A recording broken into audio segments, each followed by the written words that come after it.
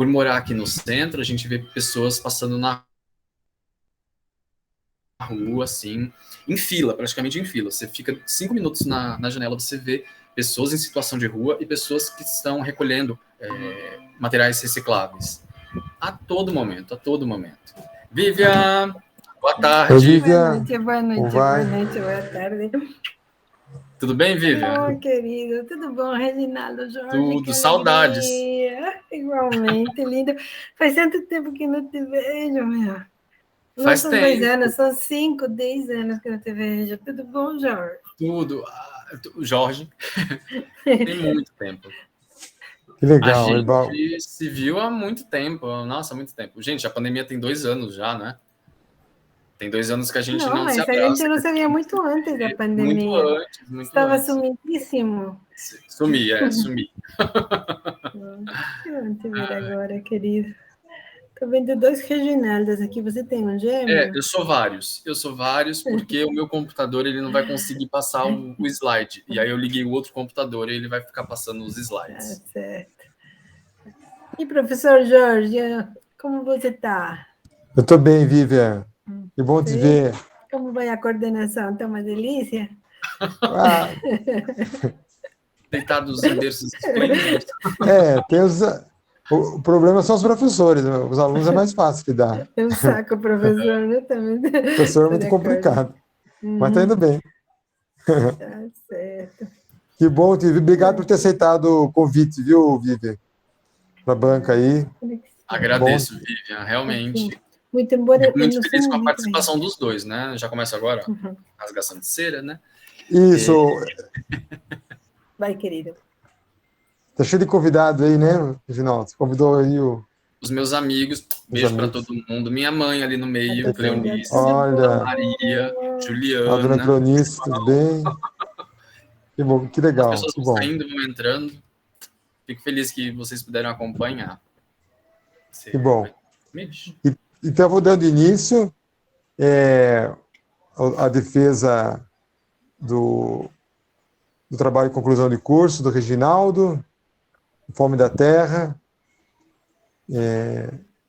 Eu agradeço aí mais uma vez a Vivian, também ao pessoal que entrou e está entrando para acompanhar a apresentação, né? Acho que isso valoriza muito o trabalho do Reginaldo, né, que foi feito ao longo dos últimos anos.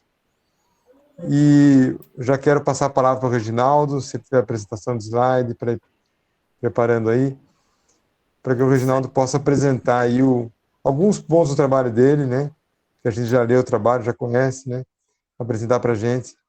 E depois a gente passa a palavra aí para a Vivian, antes para fazer a arguição dela, tá? E antes de eu falar também, como orientador seu. Então, fica à vontade, Reginaldo.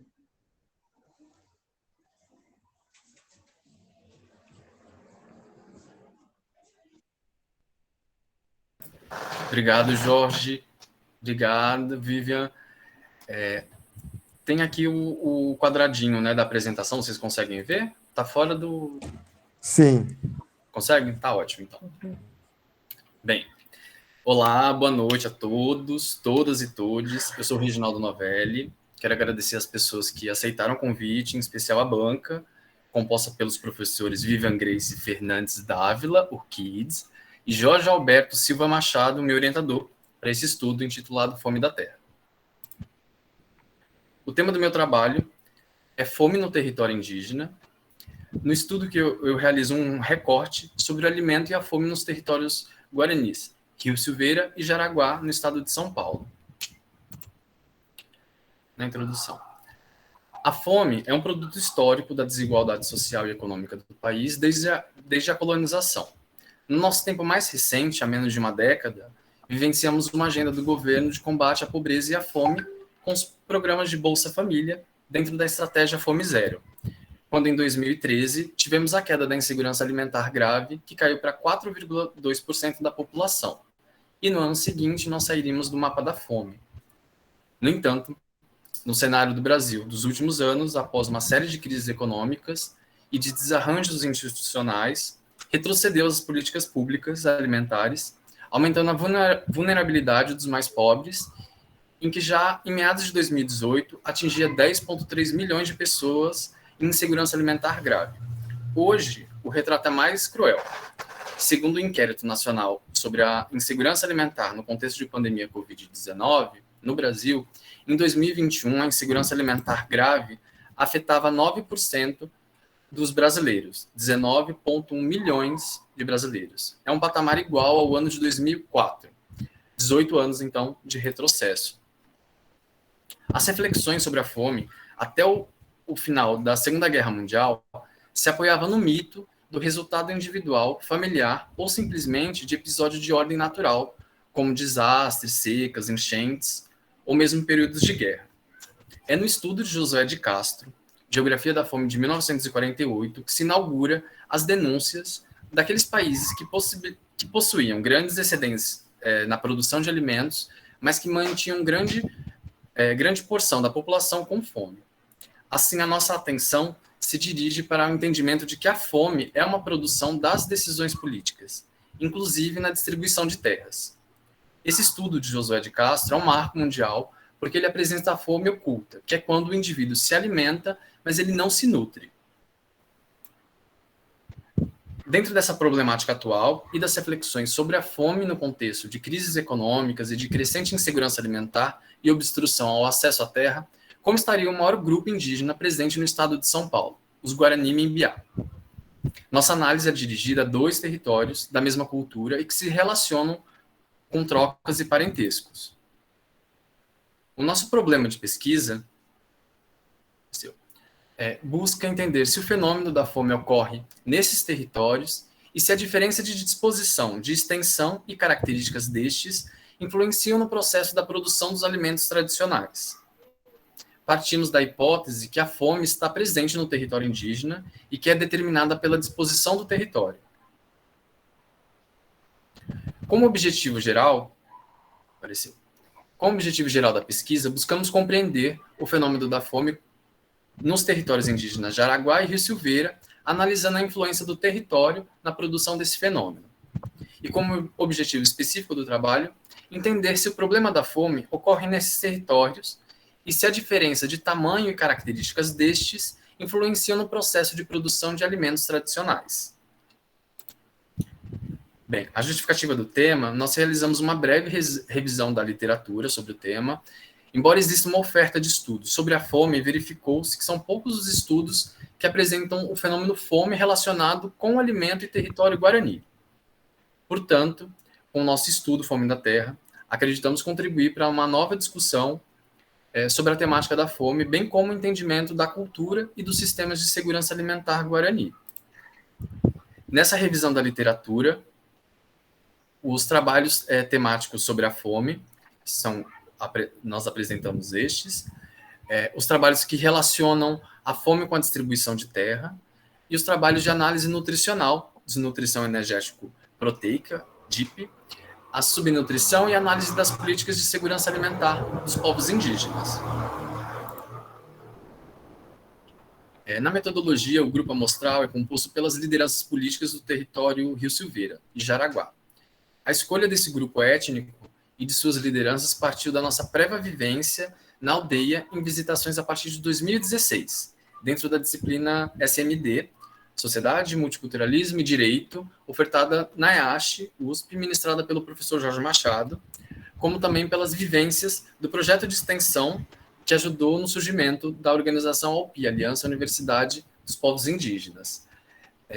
Os entrevistados aqui, chamaremos eles de Decilda, do Rio Silveira, Dirceu e Newton, do Jaraguá.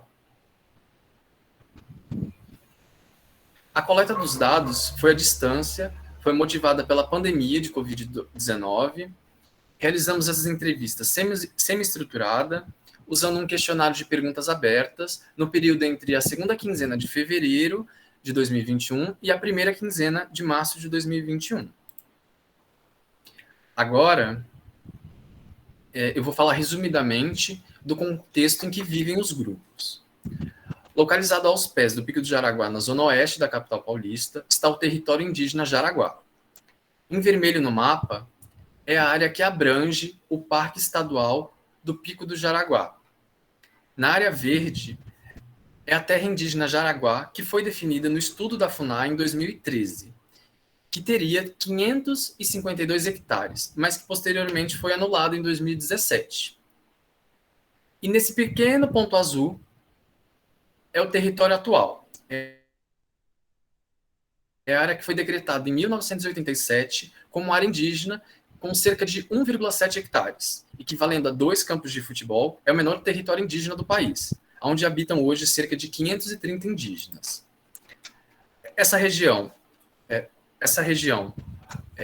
tem resquícios de mata remanescente da Mata Atlântica e da Serra da Cantareira, tem uma configuração periurbana, então a gente não consegue distinguir se é urbana, se é rural, com rio poluído passando dentro da aldeia e com despejo de esgoto, cercadas por fábricas, assentamentos irregulares e cortadas por 2 rodovias, Bandeirantes e Anhanguera, 2 rodovias que carregam nomes de assassinos indígenas.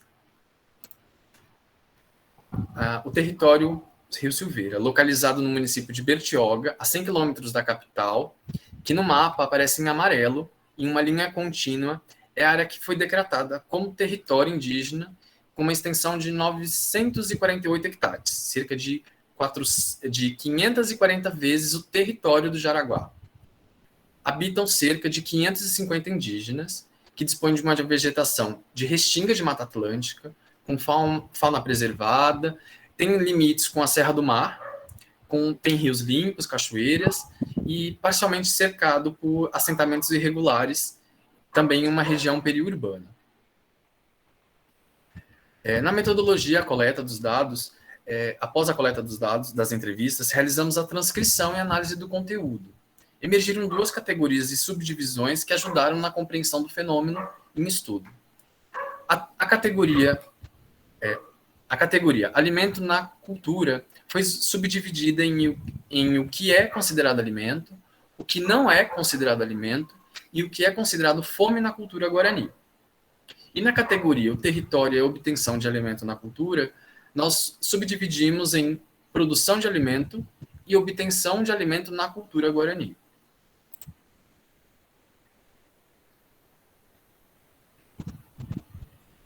Apareceu. Neste momento, eu vou apresentar uma síntese da categoria Alimentos na Cultura Guarani. Destacamos a fala de Dirceu do Jaraguá. A alimentação da vida, do espírito, da forma como a gente faz a comida, vem muito antes de comer. Ela vem a partir do momento que a gente cultiva a semente, cuida e a gente observa ela crescer, juntamente com as crianças da aldeia. Newton, também do Jaraguá, afirma que o alimento não é só para alimentar o corpo, é para alimentar a alma também. Mostrou-se também como preocupação nessa categoria, o assédio midiático e de status que os alimentos processados se apresentam e são facilmente comprados nos mercados, principalmente aqueles alimentos destinados ao consumo das crianças, inclusive chegando na merenda escolar. Em relação ao que é fome, Decilda afirma: não ter nada assim de plantação, porque não tem nada para comer. Milho, batata doce. Então, para nós, fome é isso. Os guaranis fazem a distinção dos seus alimentos. São alimentos sagrados. É o milho guarani, a abóbora guarani, a mandioca guarani, os feijões. Não sendo qualquer milho, não sendo qualquer preparação. Eles sustentam isso como um orgulho étnico, porque isso evoca os seus conhecimentos e a sua ancestralidade. Assim como o uso de agrotóxico no plantio, sementes transgênicas e bebidas alcoólicas configuram como não alimentos para esses grupos, porque o consumo não ajuda o desenvolvimento do seu modo de viver, além de fragilizar a sua saúde e o seu espírito. Newton, do Jaraguá, nos responde que fome é um desespero, e a sua resposta é acompanhada de um silêncio. Esse fenômeno aconteceu também em outras perguntas, né? Os entrevistados ficavam em silêncio. Na categoria o território, apareceu. Na categoria o território e a obtenção do alimento na cultura guarani, Dirceu do Jaraguá relata, para falar a verdade mesmo, para ter uma roça grande, mas você precisa abrir clareira, né? Então, ela não é muito viável, por causa das sobreposições. Tem 3 aldeias que têm condições de abrir clareira na mata. E aqui isso não suporta isso. Agora, a gente tem que ter essa consciência de produção de alimentos sem danificar o meio ambiente, a criação de peixe. Porque aqui no rio tem peixe, mas o rio é poluído, cai esgoto no rio, então não dá para consumir. Então são muitos fatores que fazem com que a gente tenha que adaptar o modo de viver guarani. Decilda do Rio Silveiro afirma: a gente trabalha, a gente faz artesanato, a gente vende e depois a gente compra o alimento. Trabalha na escola com apresentações, como agente de saúde nos postos de saúde, consegue também e às vezes consegue doação. O que emergiu nas respostas é que a alimentação de subsistência está limitada aos produtos não gerados na cultura guarani, já que as condições do ambiente poluído e a sua disponibilidade em tamanho impõem uma dependência do alimento industrializado vindo de fora. Bem, encaminho para as considerações finais. Em situação de dependência de renda e de doações externas de alimentos, os guaranis dos 2 territórios não conseguem reprodução das práticas alimentares tradicionais. Território agricultável e protegido é estrutural na produção e reprodução da cultura guarani. A diferença de tamanho entre esses territórios mostrou-se importante para configurar os modos de acesso, consumo e produção dos alimentos tradicionais, porque impactam na forma de organizar o trabalho e suas atividades. O alimento é consumido para nutrir a cosmovisão. Falando em autonomia alimentar, com a ruptura do padrão alimentar dessa população, de forma silenciosa e oculta, acaba por comprometer a qualidade e a quantidade dos alimentos. Essa perda de autonomia alimentar está configurada de modo a ser permanente aos sujeitos, porque ela é diretamente ligada à disposição do território. A transição de dieta também traz riscos. São o aumento das doenças, da prevalência de doenças como obesidade, doenças cardiovasculares, hipertensão.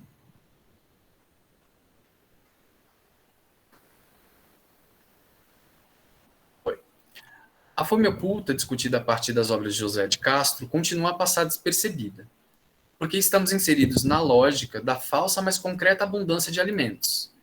Estes, os alimentos industrializados com venenos,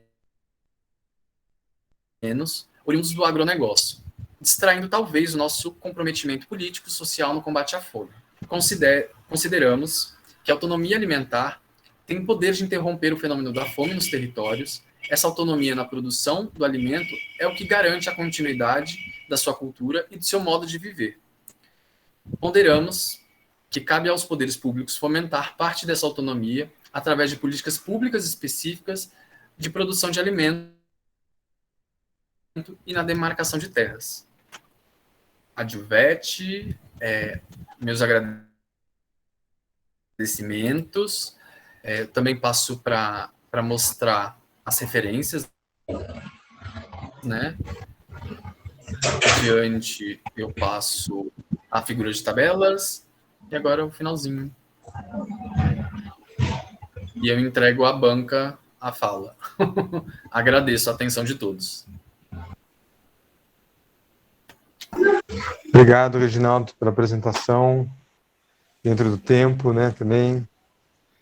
Eu já passo a palavra para a professora Vivian fazer seus comentários. Obrigada, queridos. Obrigada, Jorge. Obrigada, Reginaldo. Que saudade de você. Conheci você com a Comissão de Direitos Humanos, que você ajudou a estruturá-la. E não podia esperar de você outra coisa que um trabalho sensível no campo dos direitos humanos, como esse aqui. Então, assim, é uma alegria te ver aqui, uma surpresa ter sido convidada. E assim, é uma delícia saber que você estava trabalhando com uma temática tão importante, tão relevante, tão atual, né? Nesse momento do bolsonarismo, trabalhar com questão indígena, trabalhar com resistência, trabalhar com alternativas, isso é muito importante. Eu também gostei das entrevistas que você fez, teria gostado de ler no anexo as entrevistas transcritas, seria interessante sempre ter essa informação que fique registrada, né? E também acho que um trabalho como o que você fez no momento de Covid, aliás, de todos os estudantes que trabalharam nos tempos de Covid, é uma coisa simples de parabéns, e desde agora, para mim, você já está aprovado, não tenho muita coisa que falar a respeito. Eu não entendo muito bem os formatos dos novos trabalhos de apresentação de conclusão de curso, porque são diversos, e você apresenta em forma de artigo. Então, imagino que o teu propósito é publicá-lo numa revista, por exemplo. Então, a partir disso, eu fiquei pensando de que maneira posso fazer para analisar o trabalho, mas não somente para analisar, mas também para contribuir com questões que permitam que o trabalho seja melhorado para ser publicado numa revista boa. Né? Então, é um pouco por aí que fiz, ou seja, talvez eu estou me colocando uma situação intermediária mais que numa banca final, uma banca que ainda pode contribuir alguma coisa para melhorar um trabalho que é importante, que é importantíssimo nesse momento, que eu conheço as comunidades muito por cima, inclusive em uma delas eu sei que tem uma boliviana morando, não sei se você conheceu, não sei se o Jorge conheceu, uma boliviana que eu admiro pra caramba, porque é uma líder comunitária na Bolívia, do feminismo comunitário. Então, é uma mulher que está trabalhando as questões do feminismo comunitário nessa comunidade de Jaraguá. Então, é uma coisa que me super interessa esse caso ali, conheço que é super difícil, um pouco nos termos que você coloca aqui. Então, quando a gente trabalha com as questões dos povos indígenas, a gente trabalha com um sujeito que normalmente não é indivíduo investigador, não é investigado corretamente, quando é investigado como um objeto, nunca como um sujeito. Então, trabalhar com esses sujeitos, a gente precisa ter a sensibilidade, primeiro, dar visibilidade às suas questões, que são diferenciadas, e, em segundo lugar, dar voz também aos sujeitos. E você fez a entrevista, essa entrevista, de alguma forma, permitiram que ele se expressasse. Mas, talvez isso implica algum tipo de trabalho que eu quero colocar como um desafio epistemológico para ir desenvolvendo um campo de trabalho no futuro, que acho que é muito importante.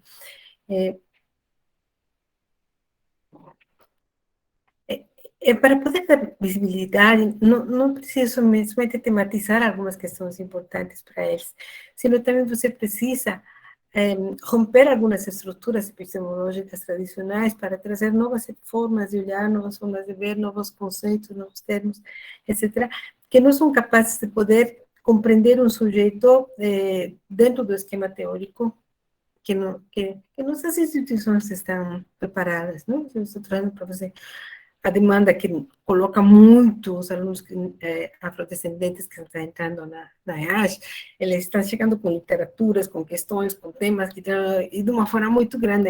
Ainda não tive a oportunidade de ter em sala de aula uma indígena, mas os alunos os alunas que eu tenho que são negros, eles fazem questão de colocar novos temas, questões, autores e tudo, e acho que isso é importantíssimo. Então, se você vai entrar na questão indígena, acho que você tem esse desafio que é importantíssimo, né? Por exemplo, alguns conceitos que precisam ser repensados. Você parte do autor Castro, né? Do José de Castro, para pensar a fome, e o Castro é um desenvolvimentista, e o desenvolvimento é um conceito muito questionado e criticado pelos indígenas. Então, assim, uma coisa é se pensar se realmente pode ser um autor importante para tratar a questão indígena. O autor trata, por exemplo, a reforma agrária, que é importantíssimo para a questão da terra, para o problema agrário, mas para os indígenas é território, né? Não é reforma agrária. Então, há conceitos que não se adaptam facilmente e há soluções que não são possivelmente as soluções que os indígenas possam estar querendo. Né? Um conceito que é essencial para os indígenas, território, e você pegou isso muito bem. não define. Em nenhum momento você define o território. Né? Isso teria sido interessante, porque já há uma literatura grande e importante que define território dentro do campo da geografia, que também é o José de Castro, mas não apenas nesse campo, também a antropologia está definindo território muito bem. E as mulheres estão definindo o corpo, território, e para as mulheres, normalmente, o feminismo comunitário indígena está definindo o corpo, território, como sendo um conceito ainda muito mais preciso para poder entender estas subjetividades. Né? Então, essas categorias, por exemplo, o conceito da necessidade nos indígenas, que você traduz em termos de fome. E eu quero depois pensar muito com você o conceito de fome, porque casualmente me chegou um projeto de pesquisa de uma colombiana que trabalha.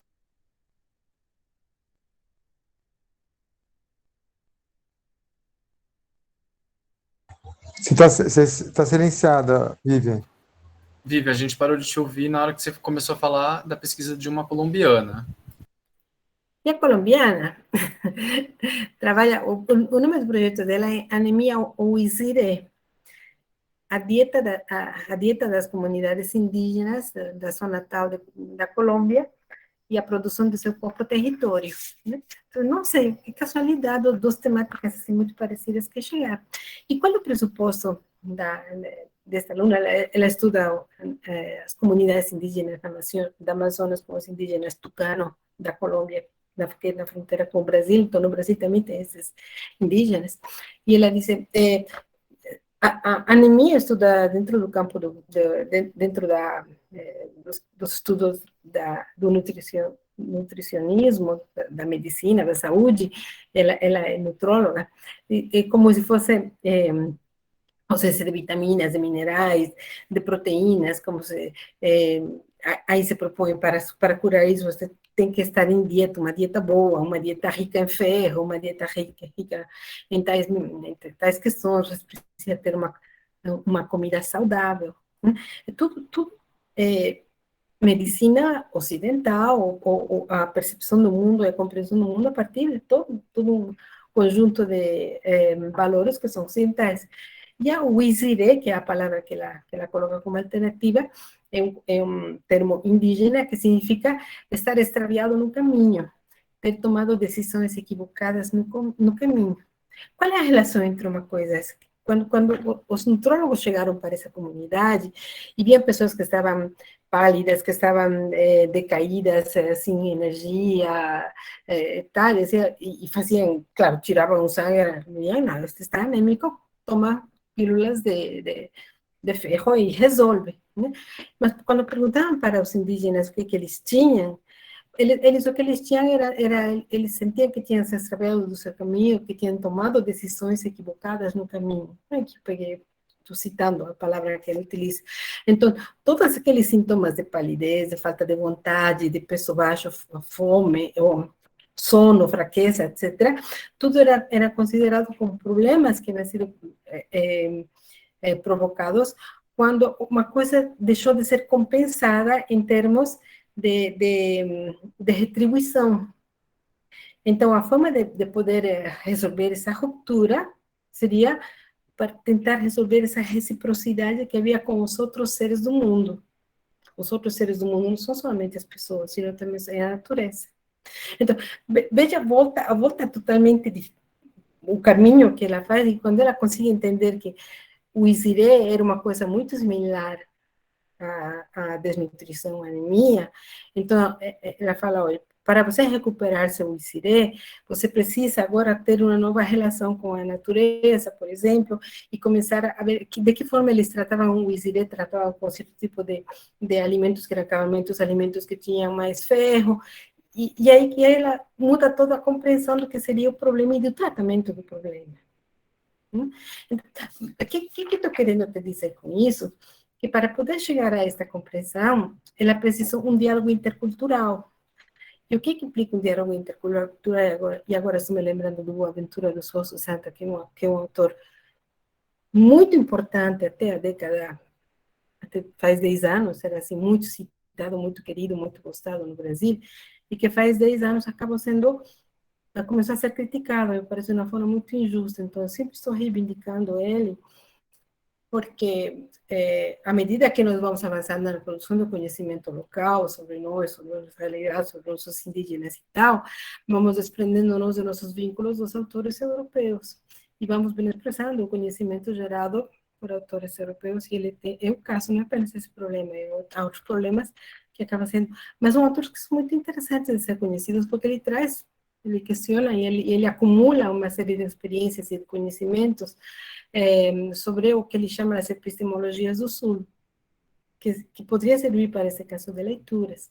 Então, assim, eu te sugeriria que você pegasse aquele material que você tem das entrevistas e que você tente entender as entrelinhas, se a palavra fome que você perguntou, de fato, era a fome que você estava entendendo, ou se as respostas que estavam te dando são as respostas que você queria ouvir. E vou te dizer por quê. Porque, para um diálogo intercultural, o Boaventura propõe algumas premissas, alguns pressupostos de partida.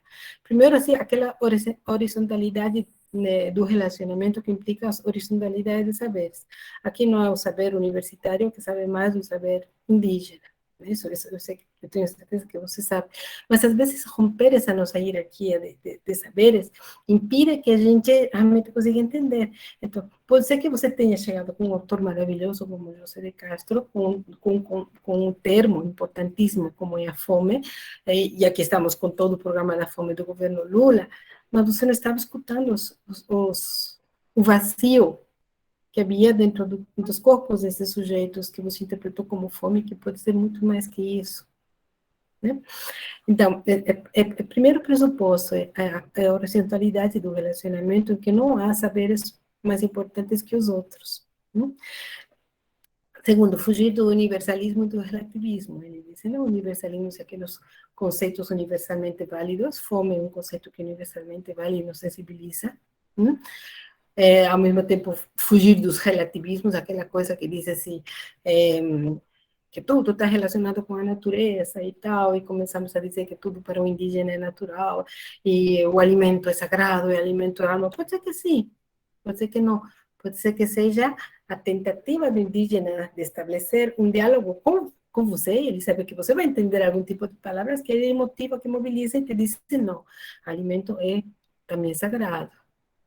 Isso eu vejo muito, de uma forma muito intensa na Bolívia, quando o conceito do bem viver acaba sendo resgatado pelo Estado plurinacional como um conceito importantíssimo, essencial, central dos indígenas, e eles começam a reproduzir, a dar todos os sentidos que eles querem de diálogo intercultural com o branco. Então, é o diálogo com a natureza, viver em harmonia, tudo para poder dialogar com o branco, porque sabem que o branco é um momento de crise brutal de meio ambiente, a gente não está sabendo o que fazer com o nosso ambiente.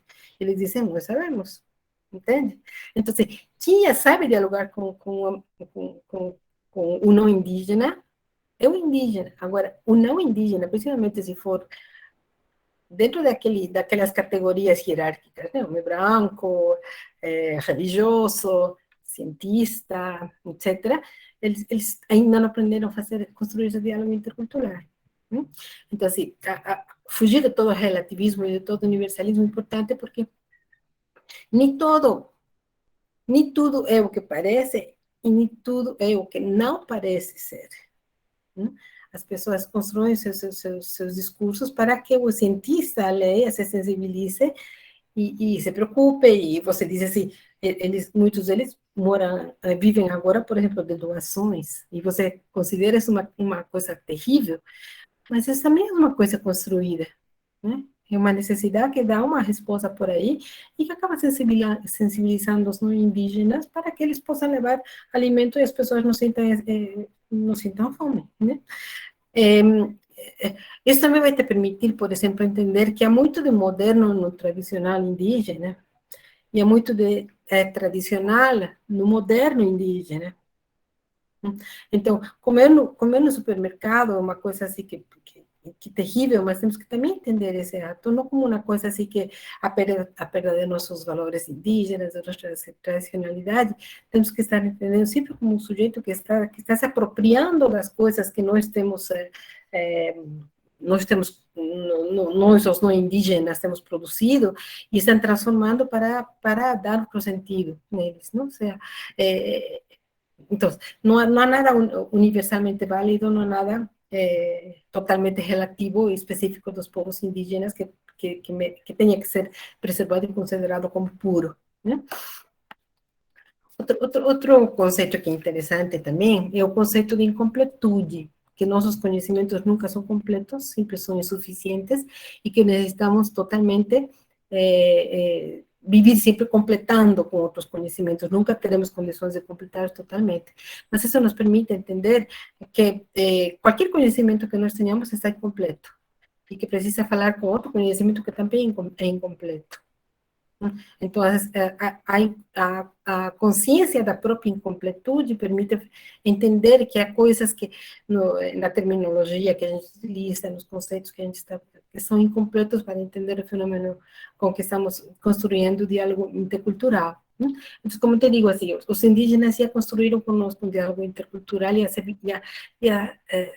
se conhecem todos os truques para nos convencer, então, eventualmente falam de sagrado, quando a gente sabe que chegamos com nossa religiosidade, que é importante para nós, eles dizem, não, mas para nós também, e que não sei o quê, e Deus e tal, e vem, nos conversam, e depois a gente fala de natureza, eles falam assim, nós somos os guardiões da natureza, tal, e muitos dos textos que você trouxe, eu fiquei analisando e será que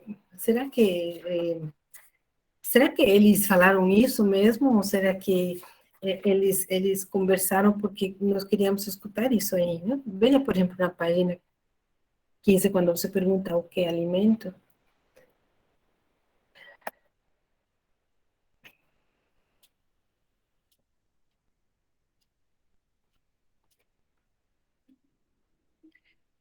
Logo no primeiro parágrafo, você coloca a resposta de Dirceu, e você, o que não é considerado alimento, né? Um alimento que não nos nutre seria essas comidas que a gente come, como muitas crianças aprendem a comer e tal, e trazer as crianças, né? Como salgadinhos, bolo e tal. Esse é o discurso que um nutricionista chega e te dá, né? Literalmente como um nutricionista chega, quer falar dos agrotóxicos, um pouquinho mais para baixo, você coloca o caso dos agrotóxicos e coloca novamente a voz do Newton, acho que no Newton, muitas frutas e muitas coisas estão sendo forçadas a darem frutos fora da época, como agrotóxicos, veneno e tal. Obviamente que ele tem razão no que ele está dizendo, mas você não pode negar que o que ele está falando é o que ele aprendeu em algum lugar. Então, não é exatamente o que os indígenas expressam. Veja como que a esperteza de um sujeito que terrivelmente em situação de subordinação, de opressão, de carência, de ausência, como que eles se viram para criar conceitos, palavras e termos que permitem que a gente entenda o que eles têm, mas por nossos termos, não necessariamente pelo que eles têm, sino pelo que vai mobilizar-nos para solidarizar-nos com eles. Mas o sujeito continua sendo invisibilizado, o sujeito continua sem poder se expressar. Ele simplesmente está expressando na linguagem que você vai entender. Então, seria interessante que você dê uma revisãozinha nessa parte aí das interpretações que você fez, talvez você tenha feito muito mais coisas e você, no momento de apresentar, fez um recorte muito pequeno, e eu te sugeriria que você se sinta mais, talvez, à vontade nesse caso, para poder permitir que eles falem, não? Veja uma coisa, como que importante é o lugar do sujeito, né, para falar. Eu sei que você entende muito bem esse conceito, que está agora muito, muito desenvolvido, dar voz aos sujeitos e com um importante lugar o sujeito que vai falar. Alimentação é uma tarefa, agora estou fazendo uma generalização quase universalista e me arrisco a dizer que não estou errada, é uma tarefa principalmente das mulheres em todas as culturas. Então, em um trabalho que trate de alimento, que trate de fome, que trate de todos os aspectos que você está trabalhando, é essencial que exista o olhar da mulher. Eu sei que você trouxe a Decilda, né?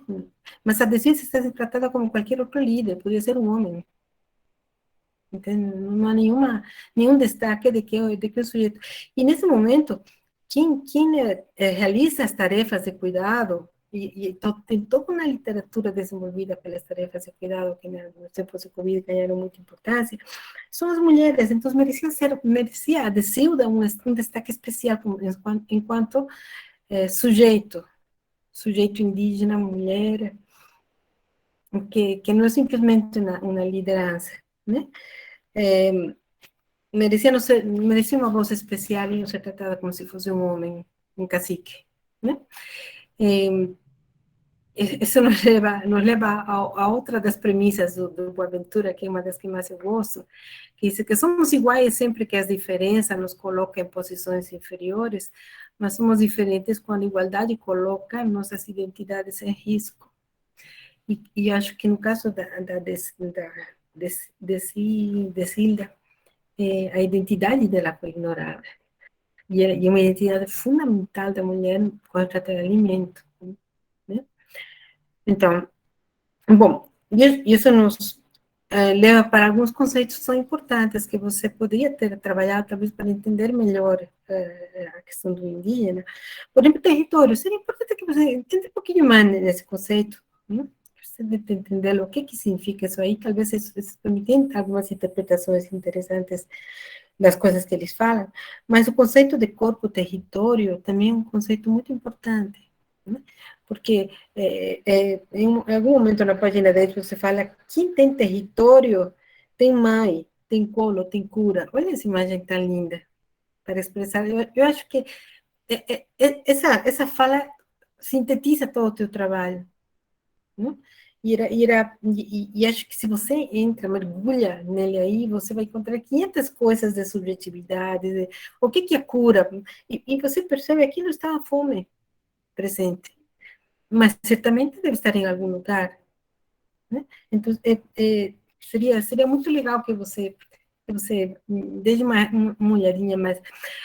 E as perguntas são, querido, por que você está estudando os indígenas e nos camponeses? Por que se toda a tua base teórica, que é importante, que é rica, e não se pode dizer que seja superficial, comprometida, tal, é para entender os camponeses, a produção, a fome dentro do universo rural camponês? Por que você está estudando os indígenas e não estudar, por exemplo, o movimento do Sem Terra, por exemplo, alguma comunidade? Agora tem milhares de comunidades agrícolas que surgiram, né?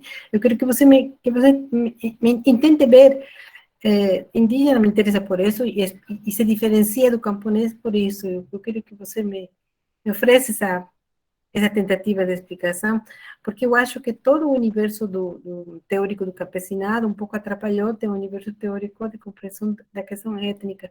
Por exemplo, em nenhum momento você fala de racismo, e o racismo sabemos que está na base de toda a apropriação capitalista que há nos países colonizados como os nossos, principalmente quando se trata de indígenas, né? Também outra coisa que eu queria que você me contasse, um pouco, que historicizasse os territórios que você nos apresentou, né? Um pouco a história deles. Eu vi num deles, no caso do Jaraguá, que você mostrou o território, e depois disse, e aí o decreto-lei anulou. Então, é uma coisa que é fundamental que poder entender. Se eu te sugeriria, imagino que há um limite de páginas que você pode utilizar para um artigo, tirar a parte teórica e investir na parte da história das comunidades. E a parte teórica você pode chamá-la de vez em quando para definir alguma outra coisa, tratar de alguma outra situações sobre o problema da terra no Brasil, mas sempre vai em cheio para a história dos grupos, né? É isso, principalmente. Eu quero que você me explique qual é indígena em relação ao camponês dentro do teu texto, como que você o distingue ou separa de todas essas interferências da questão rural relativa ao camponês. Bom, que você um pouco me conta a história que você não me contou dos sujeitos que você entrevistou. E que comente o que você quiser, as coisas que eu falei, claro.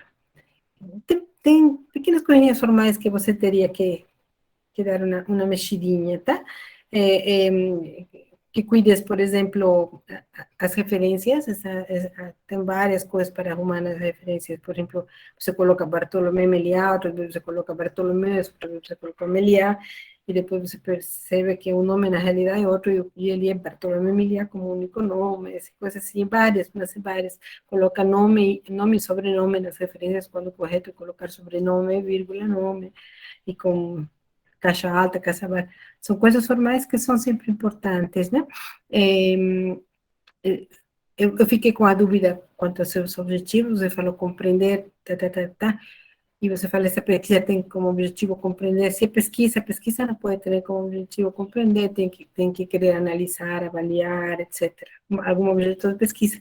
Mas se for um artigo, aí o objetivo já pode ser, mais que compreender, seria descrever, analisar também, ou apresentar, interpretar, tal. Compreender não é um bom objetivo, sugeriria tirá-lo. É isso aí, querido. Novamente te agradeço pelo convite, te agradeço por tratar questão indígena, te agradeço por haver apresentado dois casos tão importantes. Não conheço ainda a Bertioga, a comunidade que é super famosa. É isso aí. Obrigado, Vivian. Eu já passo a palavra para o Reginaldo responder as questões. Obrigado, Vivian. Nossa, são vários pensamentos aqui que me fizeram refletir e lembrar de vários processos que nesse período de produção do estudo eu tive, né? Eu acho que, assim, pelo formato, né, do trabalho, não deu para aprofundar as dificuldades também que eu tive para obter os entrevistados, né? Além da pandemia, a gente teve vários problemas de organização. Nessa semana que eu consegui essas entrevistas, eu não consegui outras, né? E eu tentei delimitar o mesmo período para fazer essas pesquisas,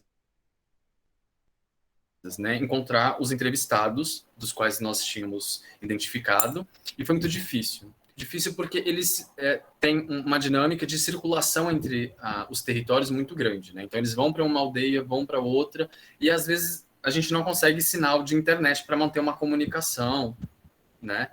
Isso foi um ponto.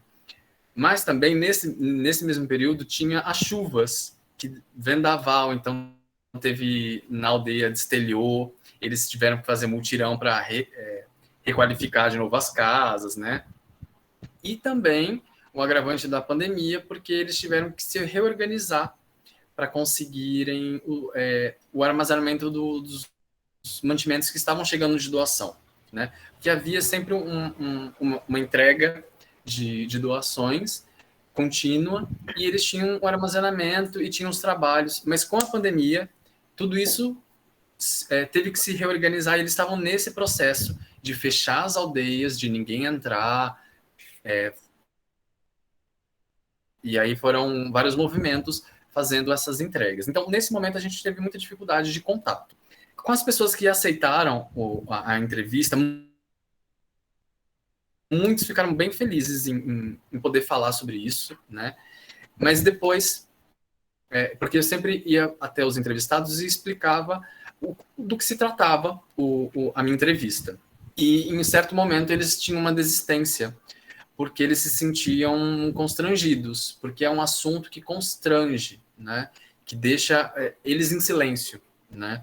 Assim como o Newton fica em silêncio nas respostas, né? E uma das entrevistadas das pessoas que eu convidei para entrevistar não quis participar depois disso, né? Disse que participaria, ficou feliz, mas aí depois teve várias complicações. Com isso, a gente ficou reduzido, né? Nesse pequeno período, que eu quis manter um pequeno período para a gente não passar para uma outra semana, porque essas condições do ambiente, para quem está no plantio, para quem está com envolvimento com a terra, modifica, né? Então, a sensação de um período farto durante a chuva é diferente de um período farto durante a seca, por exemplo, ou a escassez de alguma coisa, né? E isso interfere também na relação com o alimento, né? Como que você vai explicar isso para a gente? Então, essas traduções, eu fiquei com muito medo das traduções em um período diferente, de eu captar essas entrevistas em períodos diferentes e influenciar, então por isso se reduziu a essas poucas entrevistas, né? E ficando com a Decilda, né, esse papel. E aí eu confesso que eu não tinha pensado dessa forma de trazer essa potência da voz feminina, né? Eu acho que isso me coloca no lugar onde eu estou, né?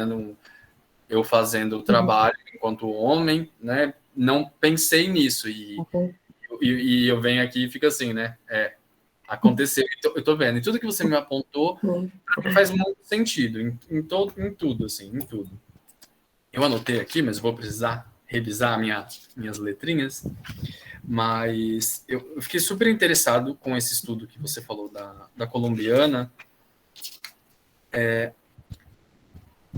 E mais os conceitos de completude, né, que você falou também, são super importantes, porque mas eu não tive contato, né? Eu não tive contato com essa teoria para poder usá-la, né? Eu não tive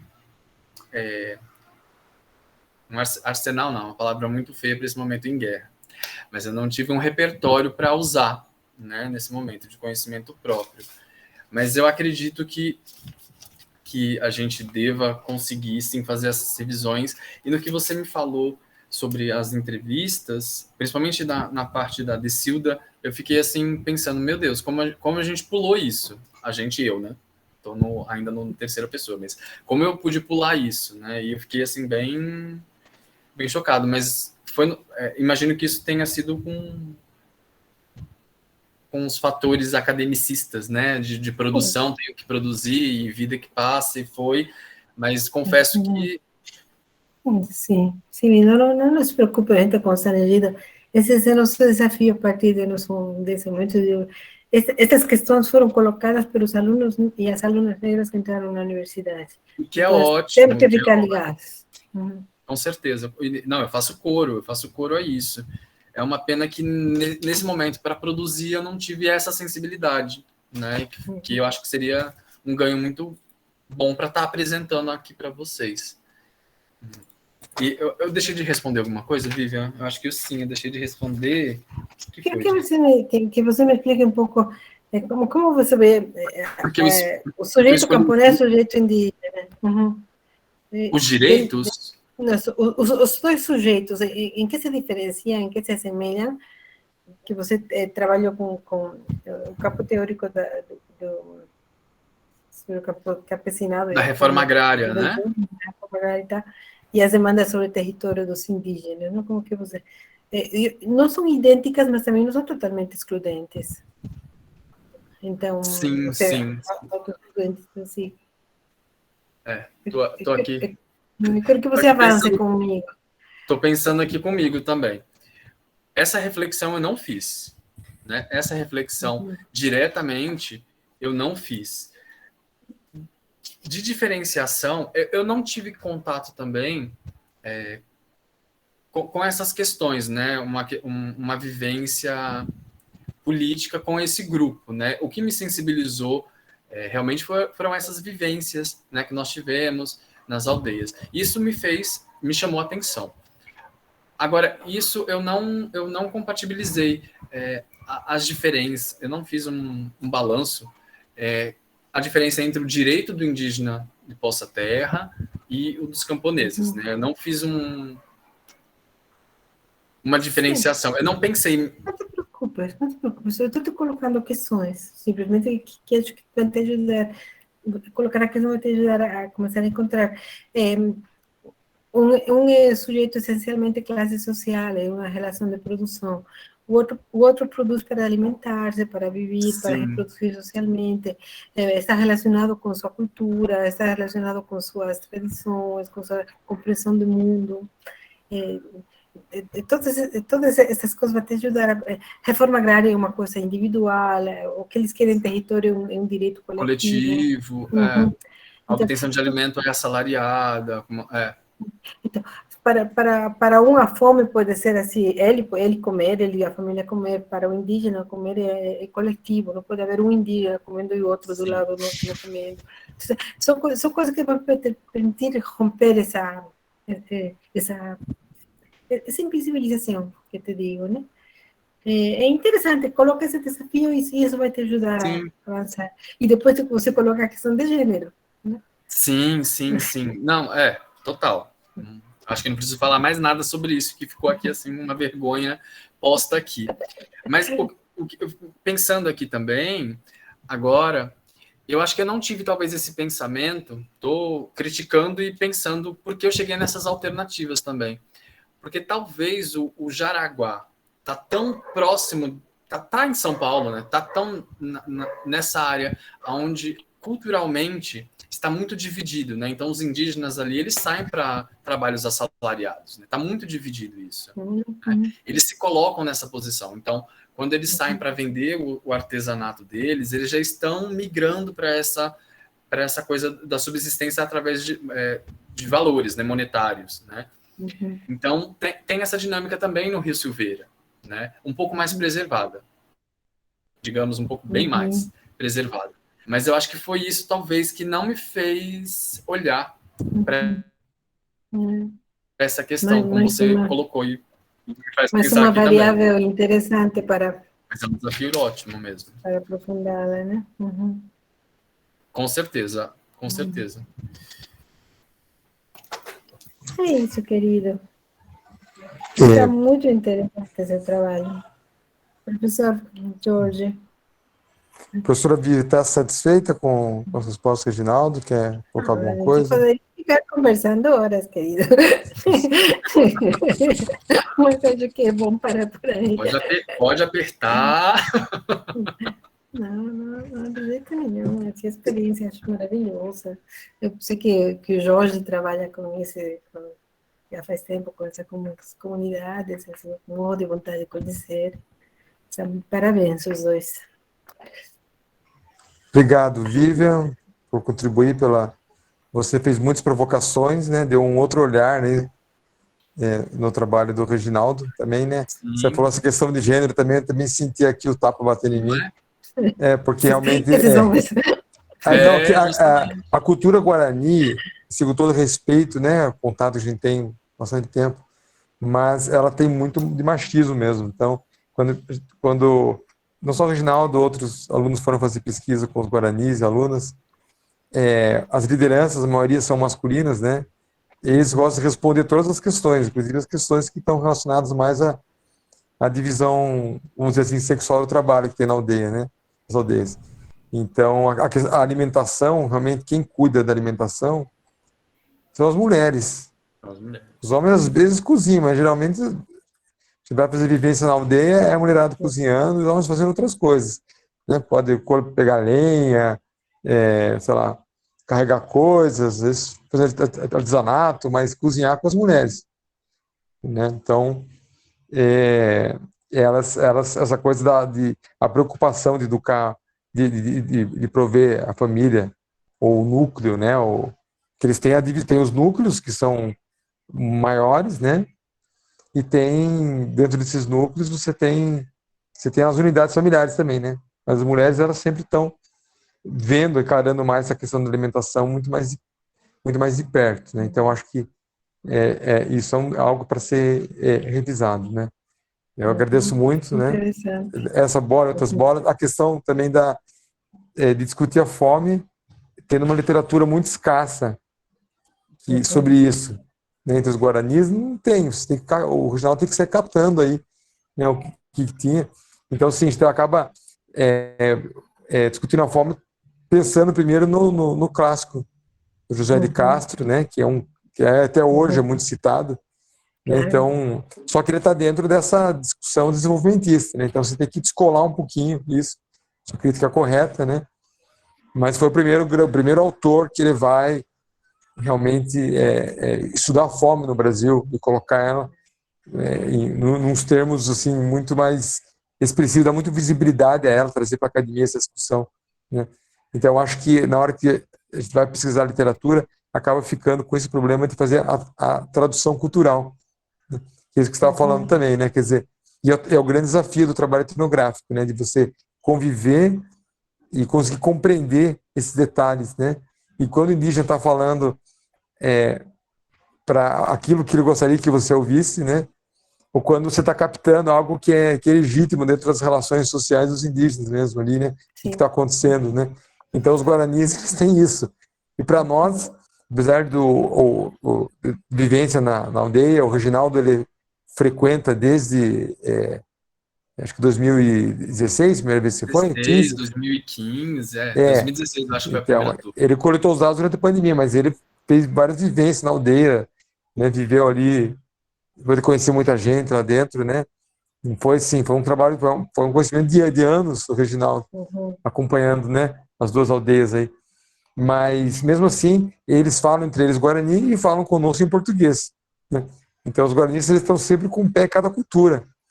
A gente tem assim, a confiança, a relação com os indígenas é baseada na confiança, né? Então, a gente vai construindo aos poucos, porque eles perderam a confiança nos juruás, por conta de toda a história. Então, para poder entrar na aldeia, em casa de reza, conversar com as lideranças, sobre mais variados assuntos, tem que construir isso, é um processo de construção que a gente foi fazendo ao longo do tempo. Mas mesmo assim vai ter essa barreira, que é a barreira linguística, que o antropólogo, alguém que vai estudar os guaranis, ele tem que aprender a língua e conviver. Isso o Geraldo não pôde fazer, né? E é uma coisa difícil de ser feita. E tem que também ter essa dificuldade de a gente analisar todas essas culturas que são muito mais antigas que a nossa, a partir da nossa visão ocidental ainda, né? Quer dizer, apesar que a gente está sempre atento de não ficar colando nossos valores nisso, mas nós estamos dialogando com a academia. A gente fica indo e voltando, traduzindo as coisas. Eu acho que isso é um grande desafio. E que o Reginaldo foi muito corajoso, né, a escrever o seu TCC, um trabalho tão importante, em cima de um tema que não é tão confortável. Ele não tem uma formação de antropólogo, né, então ele teve muita paixão, eu acho, nisso, por tudo que ele vivenciou nas aldeias, né, pelo aprendizado que teve, né, e participando de um grupo como a Alpi, né, também também foi bolsista meu, né, que houve um grande envolvimento dele nisso, diria até seria como atividade de extensão, né, então ele vai trazer isso para a graduação, vai trazer isso para a pesquisa dele. Eu acho que foi um grande esforço, com suas limitações, evidente, né, então houve muita limitação, inclusive limitação minha, também como orientador, que não falo Guarani. Eu fui adotado pela aldeia Rio Silveiras, né, sou um chondaro deles, mas sempre tenho vergonha, até perante a eles, a liderança, de não poder falar Guarani. Eles queriam me batizar, não sei se queriam batizar o Reginaldo também, porque eles gostam muito dos nossos alunos também, que frequentaram, né, pelo respeito, pelo tratamento. Mas assim, a gente que não fala Guarani, a gente se sente até um pouco mal de ter essa entrada, né, eu nunca quis ter um nome Guarani, ser batizado pelo pajé, exatamente porque essa barreira eu não consegui ultrapassar, que é de poder captar o que eles falam na língua deles, entender. A gente entende algumas palavras, né? O Reginaldo até citou no final. Já então, autores guaranis, não é? Tem vários autores guaranis. Já vários, talvez o caminho é esse, né? Mas talvez entrevistar eles. O que eu conheço guarani, eles não falam centralmente sobre a fome, né? Mas a gente tem vários autores guaranis, Mas ainda, se você vai fazer um estudo mais específico, ainda há pouca literatura. Então, mas o ideal é a gente trabalhar mais com os autores indígenas, porque eles conseguem fazer essa tradução cultural para a gente, melhor do que nós buscarmos trazer de lá para cá. Eu acho que essa é uma grande dificuldade. E a gente se baseia muito nos informantes, nas lideranças, as lideranças guaranis do Estado, porque eles, de certa forma, fazem essa tradução cultural para a gente e têm muito conhecimento. Né? Eles têm uma cultura oral, eles transitam muito, mesmo pela via do ativismo político, né? Mas eles conseguem trazer para a gente. Então, acho que o trabalho regional foi muito baseado nos informantes da própria aldeia. E talvez precisava ter mais uma pesquisa a partir de outros autores, guaranis ou não guaranis, que não fosse da aldeia, mas que pudesse aportar algo a mais para ajudar a fazer essa tradução de significados, que foi o grande desafio do trabalho dele. Mas eu fiquei muito feliz de estar acompanhando o Reginaldo, a trajetória dele, né, e todo o esforço que ele fez, que custou para ele esse trabalho. A pandemia, ela atrapalhou muito, muito, né, uma coisa que podia ser feita de forma muito mais fluida, mas as aldeias fecharam, como ele falou, e com toda razão, não tinha como entrar lá, e ele tinha prazo para concluir o trabalho também, né, ele tinha que se formar. Então a gente teve que enfrentar essa realidade. Então é isso. Sem dúvida, querida. Super, super solidária nisso aí. Super difícil. Eu gostaria de pedir agora para as pessoas deixarem a sala. Eu acho que 5 minutinhos, tá bom, Vivian, para a gente? Sim. 5 minutinhos. Então, gente, um beijo para todo mundo. Jorge, às 9h13 vocês voltam. Obrigado. Pode voltar todo mundo. Jorge, obrigado por acompanhar toda essa trajetória. Vivian, né? Direitos Humanos dentro da comissão. Querida. Todo meu amor para você. Um beijo para a Bia também.